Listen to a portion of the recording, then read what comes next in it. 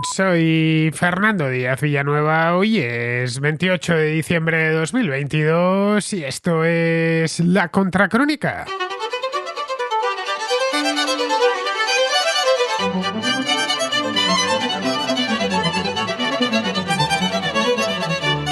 El gobierno chino dejó este fin de semana de publicar datos diarios relativos a la pandemia de COVID-19.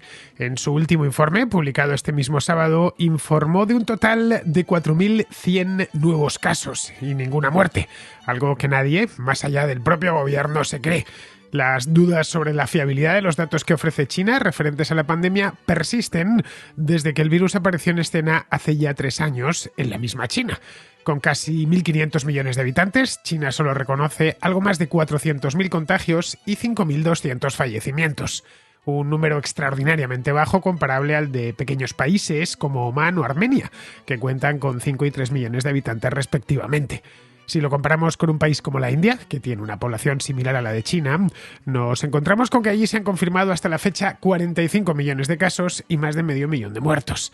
En Estados Unidos, con 330 millones de habitantes, se han contabilizado 102 millones de contagios y 1.116.000 fallecimientos. Los chinos no son, evidentemente, superhombres. El COVID les afecta en la misma medida y les provoca idénticos síntomas que a cualquier otro ser humano. Sabemos además, por fuentes no oficiales, que desde hace un mes los hospitales están abarrotados, que los crematorios no dan abasto y que las farmacias se están quedando sin existencias de antipiréticos. Nada de eso aparece en la prensa oficial, que sigue pintando un relato triunfalista de cómo el Partido Comunista ha conseguido doblegar al virus. A principios de este mes, el día 7 concretamente, el gobierno de Xi Jinping decidió formalmente abandonar, de forma un tanto abrupta, eso sí, la denominada política de COVID-0, cuyo objetivo era desde el principio identificar, aislar y suprimir cualquier brote de COVID que se presentase. Durante los últimos 3 años, los chinos han vivido en un permanente estado de excepción, sometidos a todo tipo de confinamientos, restricciones de movilidad y testeos masivos. Se ha llegado a confinar a ciudades enteras y a forzar el ingreso de miles de personas en centros de cuarentena. El país, entre tanto, ha permanecido cerrado a cal y canto, haciendo muy complicado entrar y salir de allí. La economía ha sido una de las principales víctimas de la política de COVID-0. Se han sucedido los cierres de fábricas, terminales portuarias y centros de transporte, perjudicando seriamente al comercio internacional, un comercio del que China es muy dependiente. Eso y el malestar general provocado por las restricciones ocasionaron una ola de protestas callejeras el mes pasado, en las que se llegó a cuestionar al propio gobierno. El régimen las reprimió con dureza y tomó nota. Llevó a las autoridades a replantearse desmantelar la política de COVID-0 con carácter de urgencia. Arguyeron que las nuevas variantes de la COVID, como la Omicron, no son tan letales como las primeras y empezaron entonces a abrir la mano. Se puso fin a casi todas las restricciones, se eliminaron las pruebas obligatorias y las cuarentenas. Se dejó de registrar los casos asintomáticos y se cambió el modo en el que se cuentan los fallecidos. Todo para encarar la ola de contagios que provocaría el abandono de la política de COVID-0. Desconocemos los datos exactos, pero la seroprevalencia en China debe de ser muy baja, ya que la población ha estado muy poco expuesta al virus y el país está cerrado desde hace casi 3 años. Pero el régimen no puede reconocer el fracaso, ya que el partido no se equivoca nunca. El error y la imprevisión de su gobierno lo están pagando los propios chinos. Lo están haciendo, como todo en China, en el más absoluto silencio.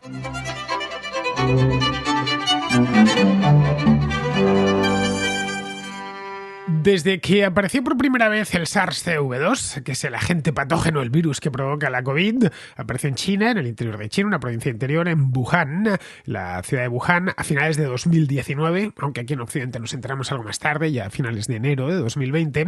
Bien, pues desde entonces, y han pasado, ya digo, 3 años exactos, China ha tenido todo este tiempo para diseñar e implementar una política razonable que ralentizase los contagios y permitiese gestionar mejor esto, es decir, atender a los enfermos para disminuir así al máximo la mortalidad. Desde el primer momento, es decir, desde el mismo diciembre de 2019, apostó por lo que se dio en llamar política de COVID-0.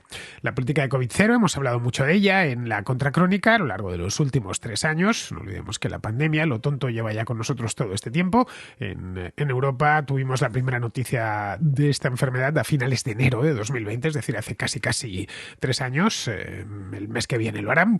Bien, tenemos un conocimiento ya del COVID y de todo lo que provoca y de las mejores maneras de combatirlo de lo que lo teníamos en el mes de febrero o marzo de 2020.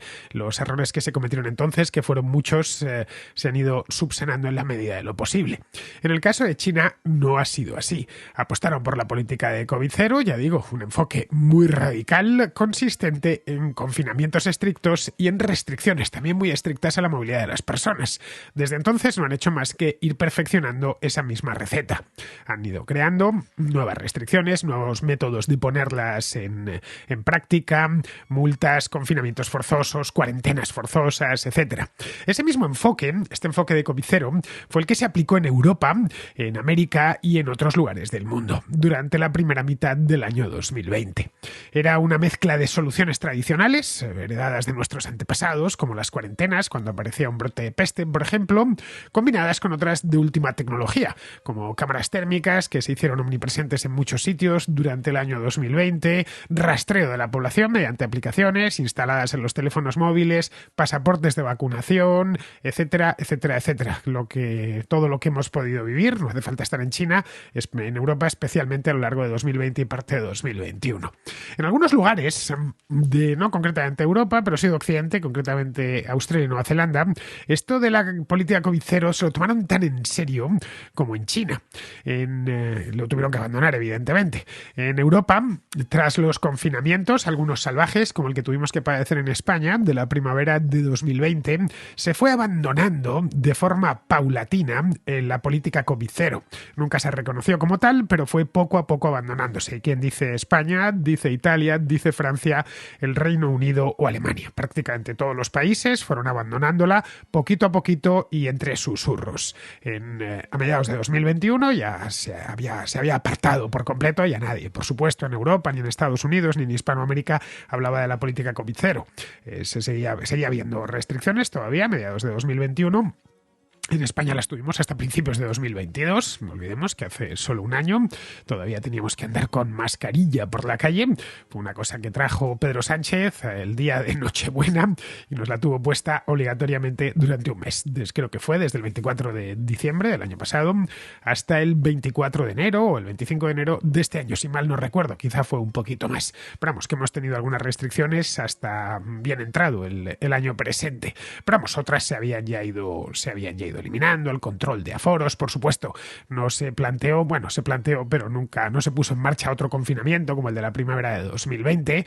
En España la verdad es que el gobierno, tanto el nacional como los regionales, fueron especialmente estrictos, de los más estrictos de Europa. En otras partes del continente, como por ejemplo en el Reino Unido, desde julio de 2021, el famoso Freedom Day, todo acabó. A partir de ahí, fue el 21 de julio, si mal no, el 10 de julio exactamente, de 2021, todo acabó ese día y nunca se ha vuelto a poner, a pesar de lo que vino a lo largo de ese invierno, la variante Omicron, desde entonces no se ha vuelto a instaurar ninguna restricción más. Habría que ir país a país, pero vamos, a lo largo de entre 2021 y principios de 2022, en Europa, en Estados Unidos, en el resto de América, en Oceanía también se fueron, y en otras partes del mundo se fueron eliminando estas restricciones tras el paso de la última de las grandes variantes, la Omicron, que era muy contagiosa, pero con efectos algo más leves. Además, llegaba en un momento en el que buena parte de la población estaba vacunada.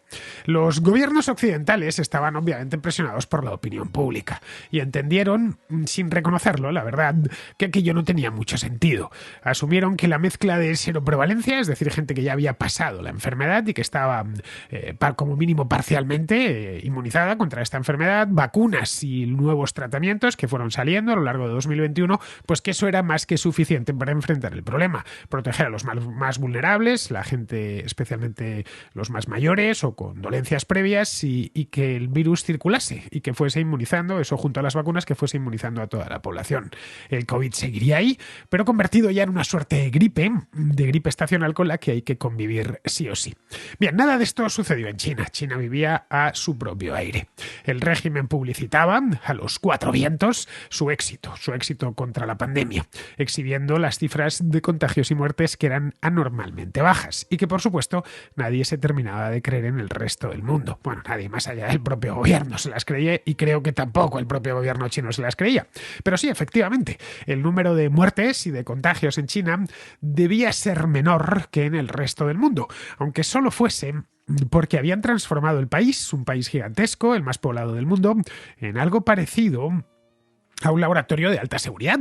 Cualquier occidental, de los muchos que se quedaron atrapados en las ciudades chinas cuando irrumpió la pandemia y que han tenido mil dificultades para poder salir y luego volver a entrar en el país, que es donde trabajan, pues ha ido contándolo aquí mismo en la Contracrónica. Uno de los contraescuchas que vivía en China nos contaba hace aproximadamente un año, más o menos, nos lo contaba desde Shanghái, cuáles eran los mil problemas en los que se veía envuelta la población en el día a día. No era una cuestión puntual a raíz de esta política COVID-0. Han aparecido infinidad de reportajes en prensa, en revistas, en televisión, hemos visto vídeos de todo tipo, y la verdad es que nos llamaba bastante la atención, especialmente ya este último año, cuando en el resto del mundo la pandemia ha pasado a ser cosa del pasado. Hemos empezado a mirarla, a pesar de que está muy cercana en el tiempo, las malas experiencias, nuestra mente tiende a relativizarlas y a ir empequeñeciéndolas para no hacernos la vida imposible, entre otras cosas, ¿no? Bien, pues ver todo lo que estaba sucediendo en China nos parecía extraño. Ver eso mismo, un país entero convertido en un laboratorio de alta seguridad. Todos los chinos estaban fichados mediante una aplicación. Esa aplicación existió en varios países. En España había una, que se instalaron algunos. Yo desde luego nunca la tuve instalada, así que no sabía cómo funcionaba. De seguimiento del COVID. Esa aplicación en España dejó de funcionar hace unos meses y en China, en cambio, era, por supuesto, obligatoria. Y en el caso de que se detectase un contagio, se confinaba forzosamente no solo al contagiado, sino a todo su vecindario. Esto os lo contaba hace un año en un programa, una contracrónica que hice específica, no hace menos de un año, hace unos meses, a principios de 2022, sobre COVID en China y su política de COVID-0.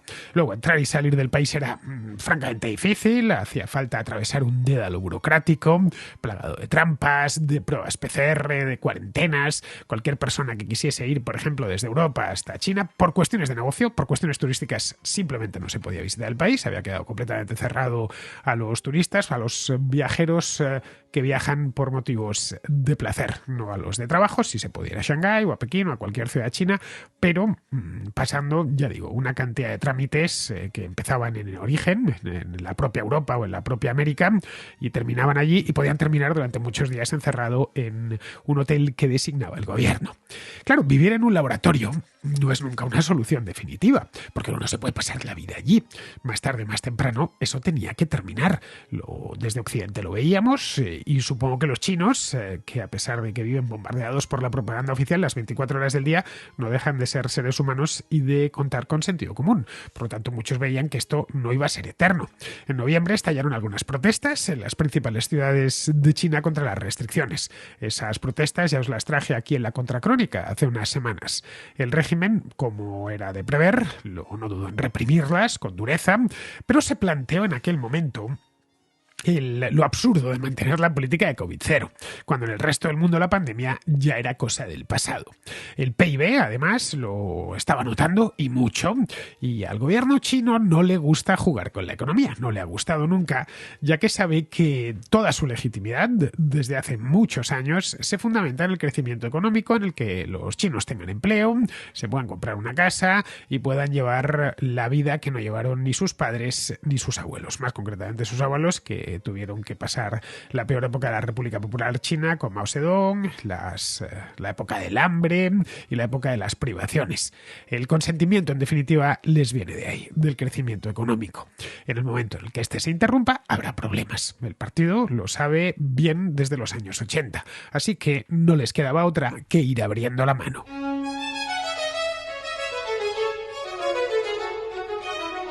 El problema que enfrentaban el gobierno chino cuando a principios de este mes, el día 7 exactamente de este mes, después de todas estas protestas, decidió que había que poner fin a aquello. No podían reconocerlo abiertamente, no podían, porque se estaban señalando a sí mismos. Han sido los que han sostenido esta política de COVID cero durante casi 3 años a contraviento y marea, a pesar de que en el resto del mundo ya no se estaba haciendo nada de eso.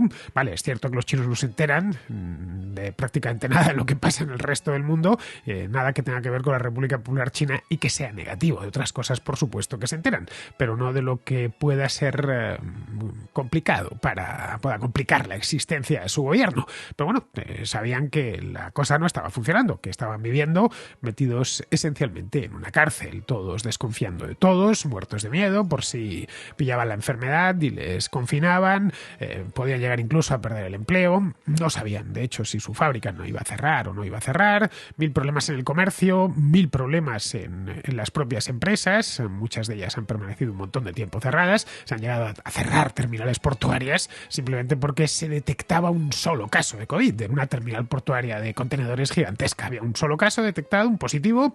No estamos hablando de que esa persona ni muriese ni enfermase, simplemente de que hubiese que mandarlo al hospital, que había dado positivo tras una prueba PCR y automáticamente toda la terminal portuaria cerraba. Bien, todo esto los chinos no son tontos, obviamente, lo veían y sabían que esto tenía que acabar en algún momento. El gobierno fue el día 7, decidió que ya se acababa, pero tenían el problema ese de ver que ahora venía lo malo, porque su población está en buena medida virgen, y además estaban vírgenes por la cuenta que les traía. Tan pronto como se dejase de controlar el contagio y se pusiese fin a los confinamientos, el virus empezaría a correr como la pólvora, como ha hecho en otras partes del mundo. Eso es exactamente lo que ha sucedido. Los chinos, como os decía al principio del programa, no son superhombres, son exactamente iguales que el resto de los seres humanos. Así que si hay un virus que nos afecta a los españoles, a los estadounidenses, a los italianos o a los mexicanos, les afecta también a los chinos porque estamos hechos de la misma pasta. Pertenecemos todos a la misma especie y nos afectan las mismas enfermedades. Bien, esto era algo que era obvio y que está sucediendo.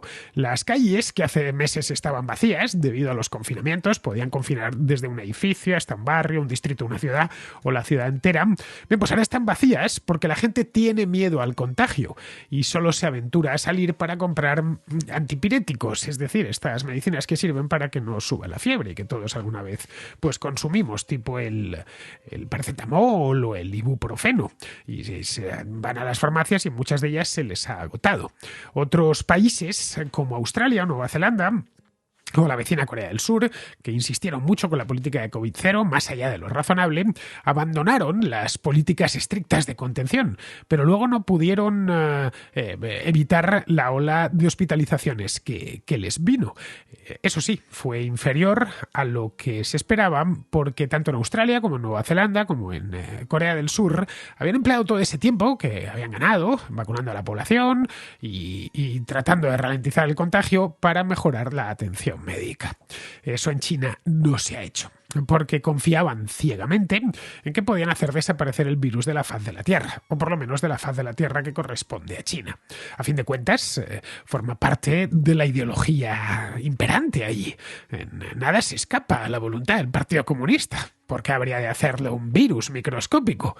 Los años de pandemia lo que han hecho es dedicarse a crear y mejorar un sistema de vigilancia social que ha alcanzado extremos propios de una película de ciencia ficción. Cuando se dice que China es distópica, no, China es China. Lo distópico es que no existe. En este caso sí que existe y tiene un lugar muy concreto que es la propia China.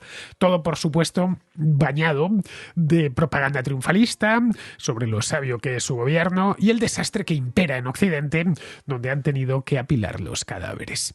El problema que tenemos ahora con China, pues es algo bastante habitual y haya sucedido durante toda la pandemia, es que no disponemos de datos duros, es decir, hay muy pocos datos y los pocos que hay no son creíbles. La información que ofrece el gobierno es escasa y además está muy manipulada.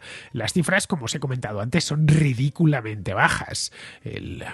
Lo he dicho, 5.000 muertos en un país de 1.500 millones de habitantes, por mucha contención que tuviesen con el virus, no es realista. En la India, por ejemplo, pues ha habido medio millón de muertos oficiales. Es una diferencia tan radical. En Estados Unidos, con mucha menos población, solo 330 millones de habitantes, ha habido 1,000,000 y pico de muertos. Sí que eso de los 5.000 muertos eran demasiado bajo, ridículamente bajo, vamos. Oficialmente, desde que concluyó la política de COVID-0, esto fue el día 7 de diciembre, se ha producido solo una docena de fallecimientos en todo el país. Es lo que ha reconocido hasta ahora, que van a dejar de dar las cifras diarias. Cuentan los muertos de una manera un tanto peculiar, porque han rehecho la estadística y los criterios para contar muertos por COVID de manera un tanto creativa. Eso sí, lo que nos llega de China a través de fuentes no oficiales, pero eso sí, fidedignas, acompañadas a menudo de imágenes, tanto fotografías como vídeos, de que los hospitales en las ciudades chinas están abarrotados y los crematorios no dan abasto. Vamos, que los que están apilando cadáveres en bolsas son los chinos, lo mismo que la propaganda china acusa a los países occidentales. Para esquivar las pruebas, el gobierno se escuda en una definición muy estrecha de muertes por COVID, y así no tiene que estar diciendo cuánta gente ha muerto. Cualquiera que muera con COVID y tenga en ese momento cualquier otra enfermedad, se atribuye a esa enfermedad la causa de la muerte. Claro, eso saca un montón de muertos de la estadística, para que la prensa oficial pueda seguir vendiendo, siempre de puertas adentro, obviamente, aunque también lo intentan vender de puertas afuera, y por supuesto en Occidente siempre encuentra gente que compra su relato, pues ese relato de éxito sin parangón. Es probable el hecho de que ni ellos mismos sepan cuánta gente está muriendo. Porque nadie en la administración quiere dar malas noticias, ni enmendar la narrativa oficial.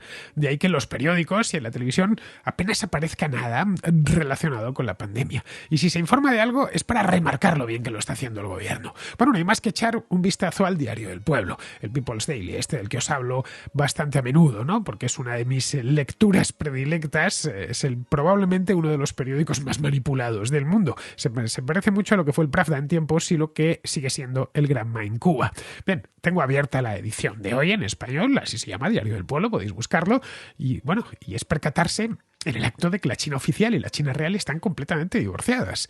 Las noticias principales de hoy hablan, pues aquí las tengo, de cómo ha crecido la cosecha de algodón, de cómo ha crecido la fabricación de semiconductores y la exportación, y de cómo Xi Jinping se preocupa por proteger la salud de la población. Todo con unas notas de prensa muy plomizas y oficiales.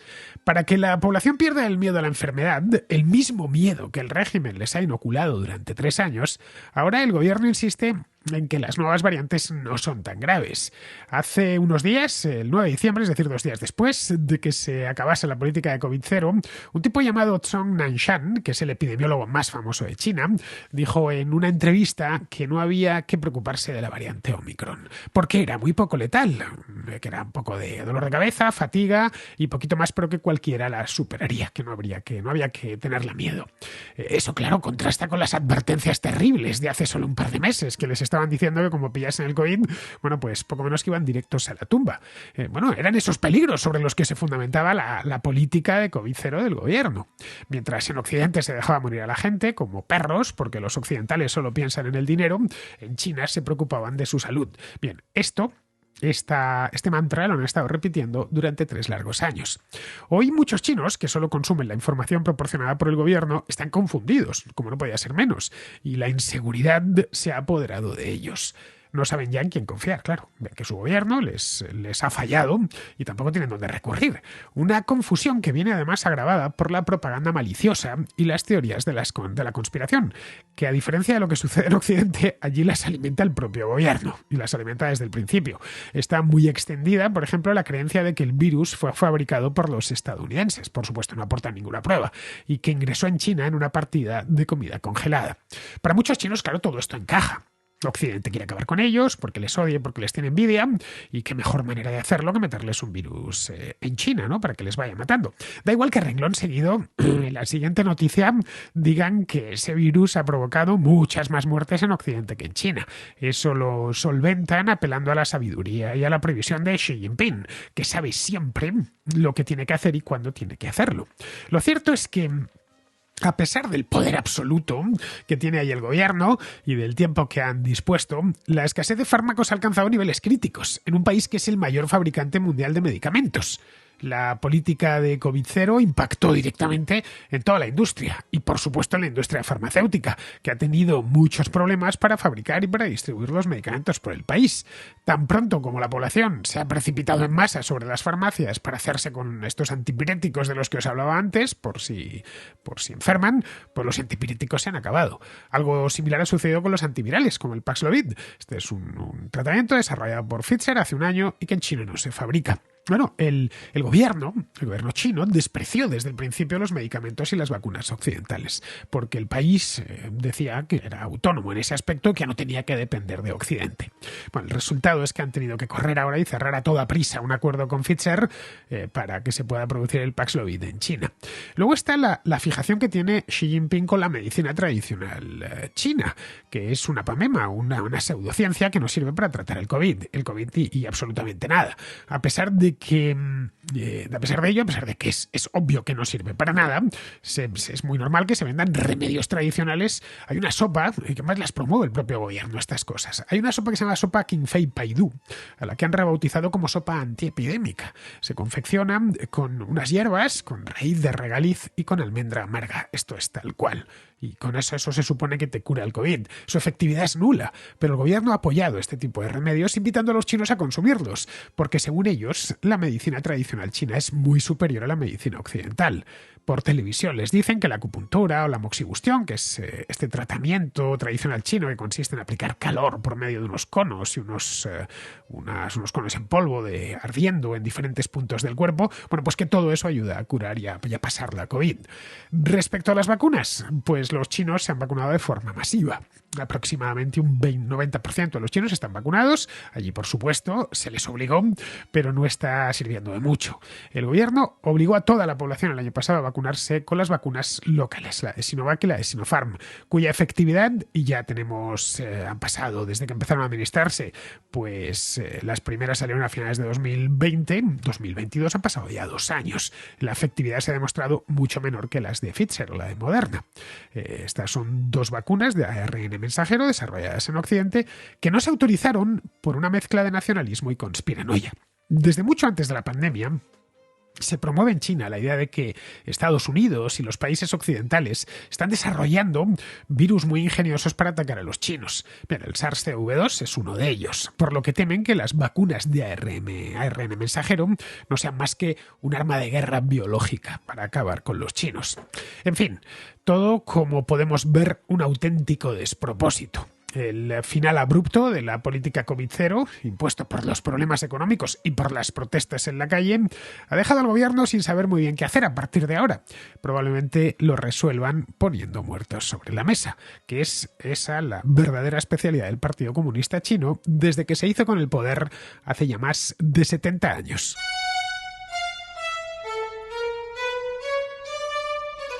Bien, vamos con la contrarréplica. Este lunes, no sé si lo recordaréis, en el programa que hice sobre TikTok, en la contrarréplica, Francisco nos traía el tema de la tenencia de armas. Se hacía eco de una llamada que nos había enviado Sergio desde Valencia el domingo.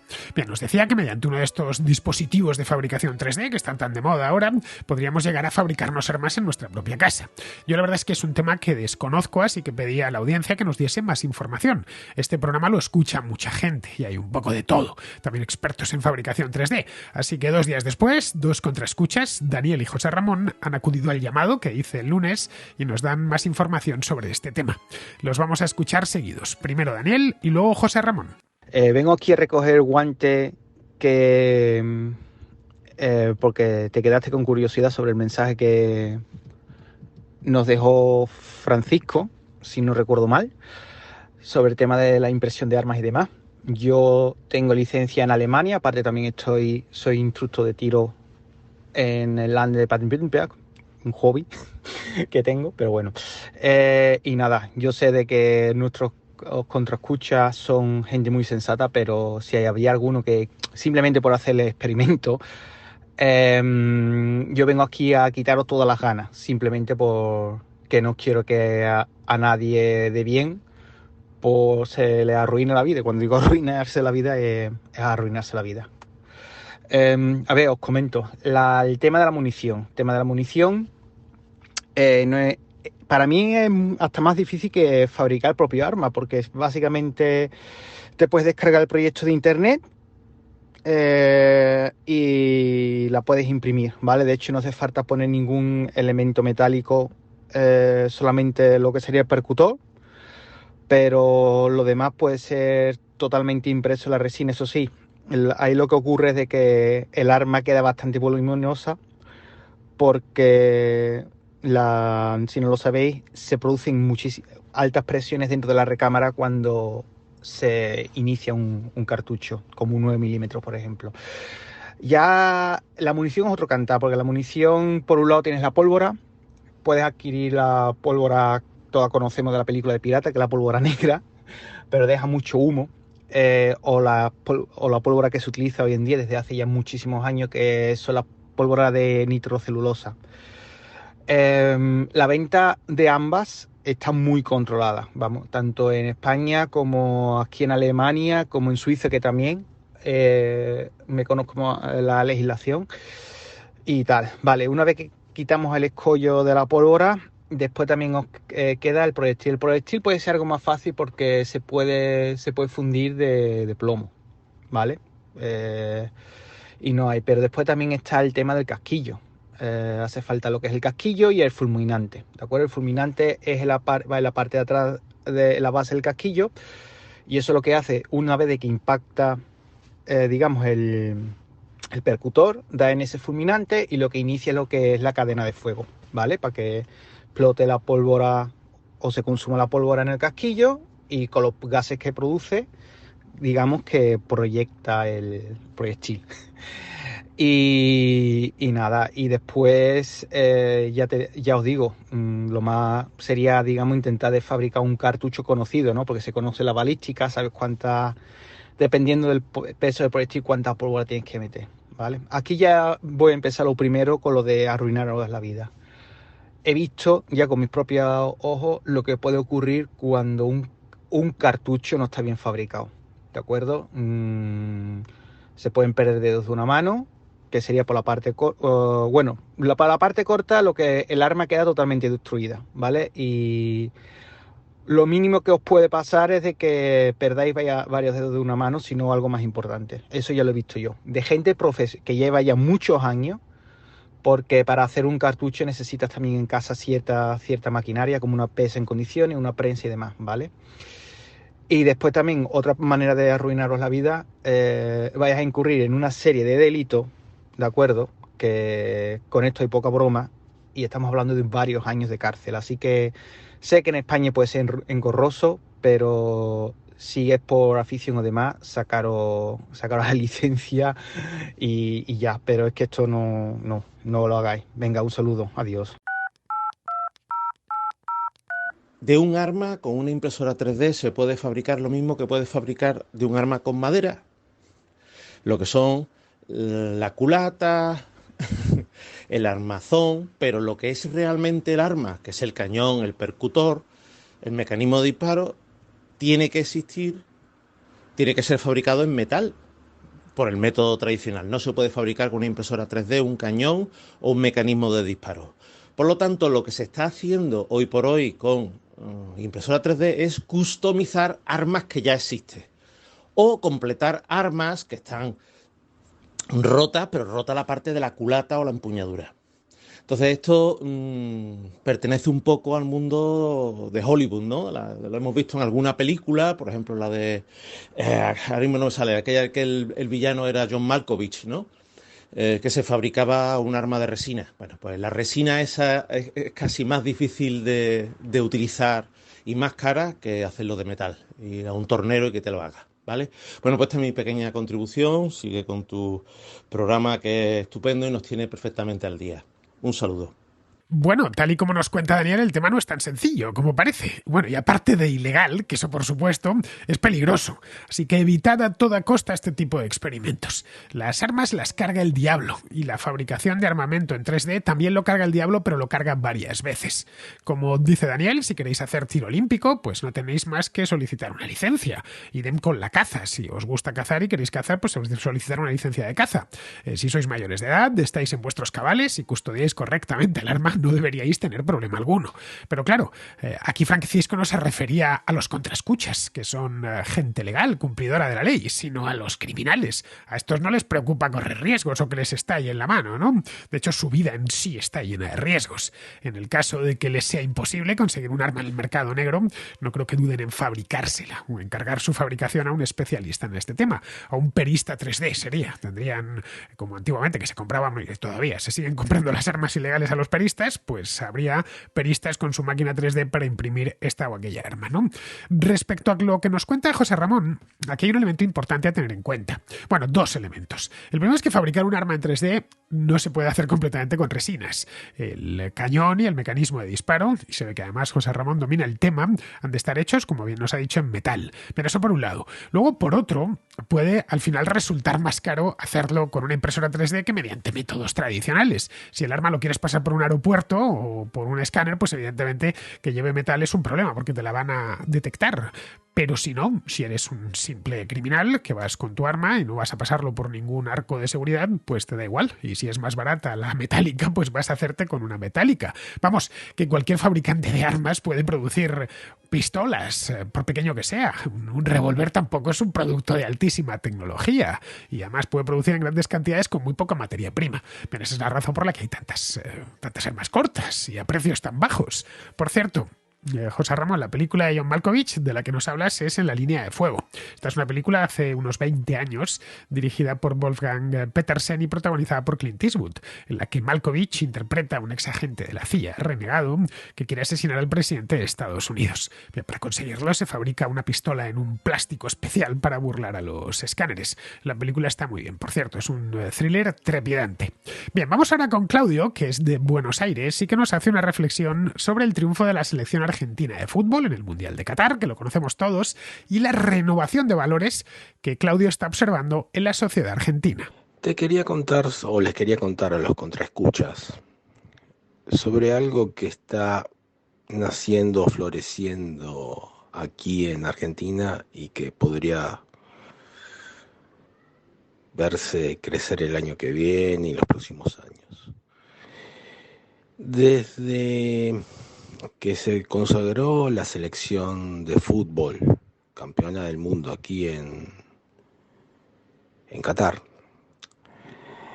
hay como un reverdecer de ciertos valores que uno podría considerar liberal conservadores.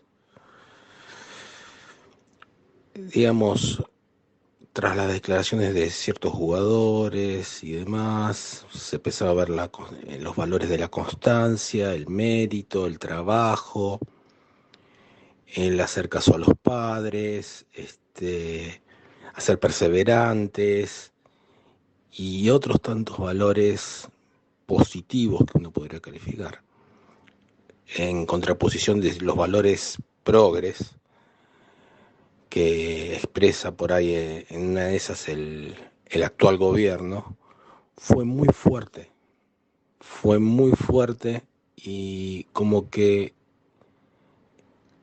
esto empujó cierta fuerza viva que estaba dormida y que se empezó a expresar en gente que, por ejemplo, muchos de los jugadores que integran el seleccionado son gente que vive del interior.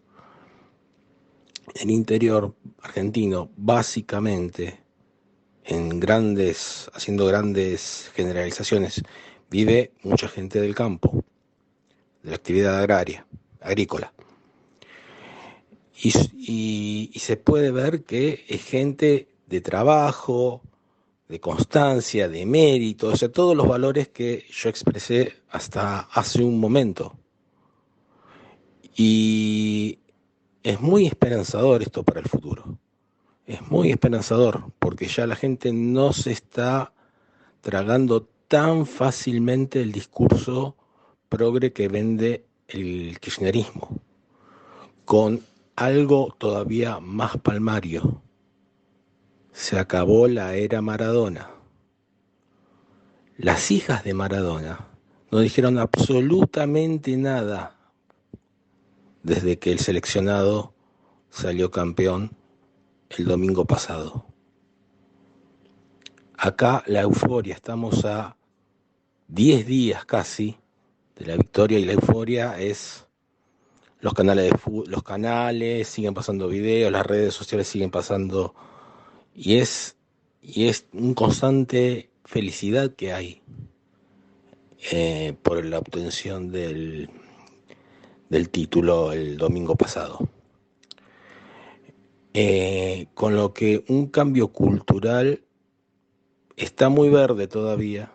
No quiero contar los pollitos antes que nazcan, pero es interesante que lo sepan ustedes y los contraescuchas de todo el globo de habla hispana. Abrazo, Fernando. Pues no te sabría decir, Claudio. No conozco a ningún jugador de la selección argentina, salvo Lionel Messi, claro, que es famosísimo. Que además Messi ha pasado media vida en España, porque le fichó el Barcelona cuando era un adolescente y lo tuvo aquí jugando en el Barcelona durante un montón de años. No sé si se habrá retirado ya, bueno, evidentemente del Mundial no se ha retirado, pero no sé si seguirá jugando al fútbol en el Barcelona, pero claro, cualquier persona que esté en este mundo, que esté sobre este planeta, conoce a Lionel Messi.